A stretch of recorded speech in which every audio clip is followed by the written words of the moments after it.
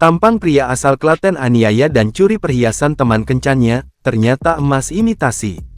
Gelap mata karena butuh uang, pria asal Karanganom, Klaten, Jawa Tengah, nekat mencuri dan menganiaya wanita asal Ambarawa di Kecamatan Karamganom, Kabupaten Klaten.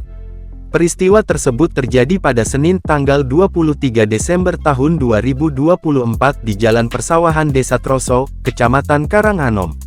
Identitas pria tersebut diketahui berinisial Y alias Yus 34 warga Kecamatan Karanganom, sementara korban perempuan berinisial H 40 asal Ambarawa.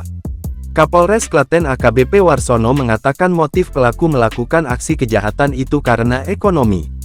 Motifnya faktor ekonomi, dan pelaku ingin memiliki barang berharga korban, ujar Kapolres di Mapolres Klaten, Jumat tanggal 27 Desember tahun 2024.